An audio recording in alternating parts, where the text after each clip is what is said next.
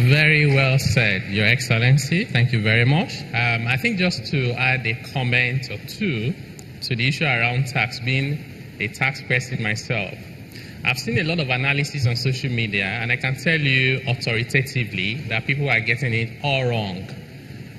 People don't seem to understand how to do the calculations.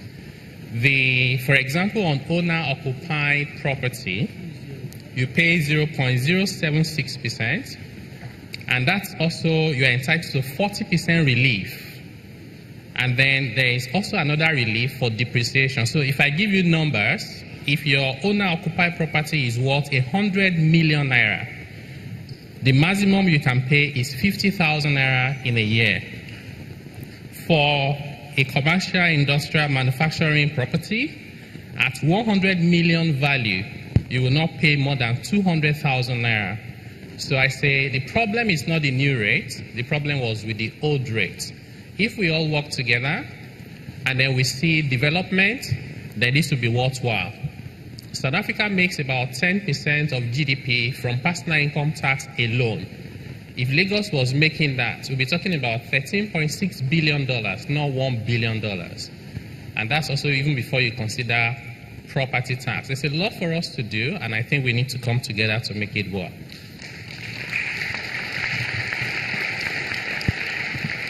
Thank you very much, Taiwo. Ladies and gentlemen, Lagos means business. There's something to take away from the governor's response to those questions. And this is it. We are ready for dialogue. That's what to take away. That is it. Well, we're going to have another wave of questions, but I'm limited to just taking 4. No. I see. I'm going to be a bit partial. There were some people who had been raising their hands, and I'm going to start with that lady there. Please, good. And then Mr. John Momo, Chief Jimovia. No, wait now. The governor said it. When I leave here, I'm going back. He's from my constituency. Okay, go ahead. Thank you so much. My name is Bumi Ibrahim. I'm a legal practitioner. So my intervention is going to be on the judiciary. Your Excellency, I have to ask why the executive is financially independent, but the judiciary is not. I'm asking for financial autonomy for the judiciary. They know where the shoe pinches. They know what needs to be done. So my challenge to you today, when you go back, is to ensure that when the budget is presented to the Lagos State House of Assembly, the judiciary is 100% in charge of its funds. My second question, you were talking about generating funds and so on. You mentioned land, for instance. I'd like to mention probate. Land is the oil of Lagos State. And we look at how much Lagos State is getting from lands, but we look at probate, and I don't understand why we're not getting so much. My learned friend always says that every property that goes through lands must also come through probate, because we are all going to die. But when you look at the numbers, it doesn't correlate.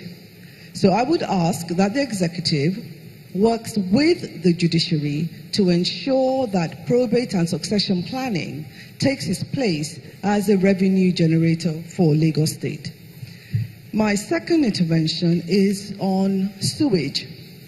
I don't understand how we can have an economy of 25 almost million people and we do not have a central sewage system.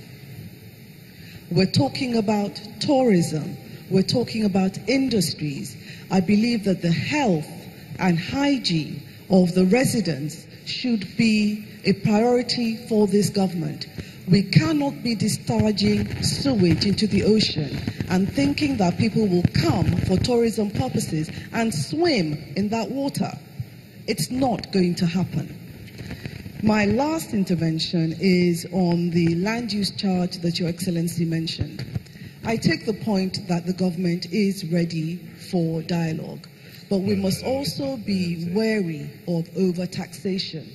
We have heard of donor fatigue. There is also taxation fatigue. You said 50,000 naira land use charge is minimal. But how can it be minimal when I'm using generator? I'm generating my own power. I know that power is a federal government issue and you're trying to ameliorate that effect on Lagosians. But a lot of us in this room, we power our homes, we power our offices, and we also power our industries. So the land use charge is not a little matter, it's a big matter. In addition, you mentioned Banana Island. They have boreholes in Banana Island. They are paying for it. I remember when we did a borehole about 12 years ago, it cost us 7 million naira. It failed, and we paid a total of 35 million naira to get that borehole. As at today, in Osborne Phase 2, we do not have pipe-borne water. Although I understand that the Lagos State Water Corporation did lay some pipes, and it's been ready for some time, but as at today, it has not been connected. I am sure that if it was connected, most people would rather pay that than have a borehole.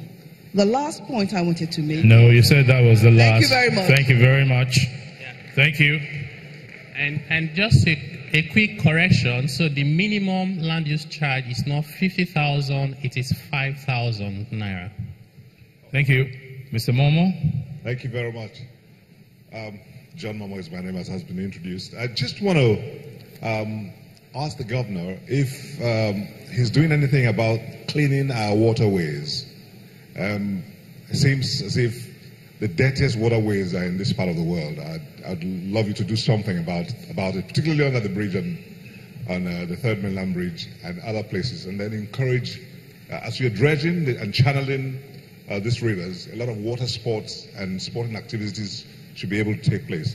And then secondly, I think I'd like to suggest that you incorporate a Ministry of Innovation into your government, in the sense that this is the digital age.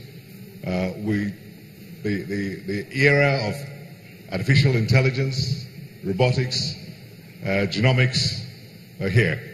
And if you're going to compete globally, and then there's a need for you to consider all these things. Thank you very much. Thank you. Chief Jim Ovia.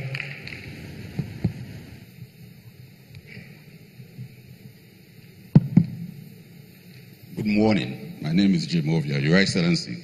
Let me say very special thank you for the excellent job you've done in the past 2.5 years. I didn't really realize the Excellency Governor of Lagos is so passionate when he makes present.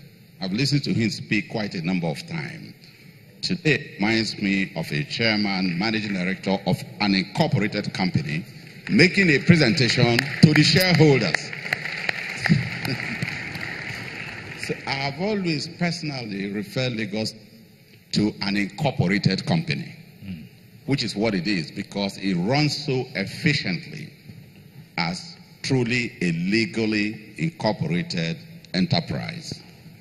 And the balance sheet His Excellency presented to all of us is a kind of balance sheet that a chairman, CEO of a company present to his shareholders.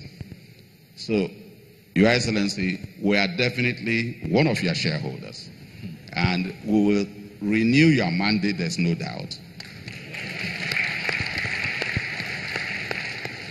Not only that, the Excellency mentioned 3 very focal points, areas. One of them, and most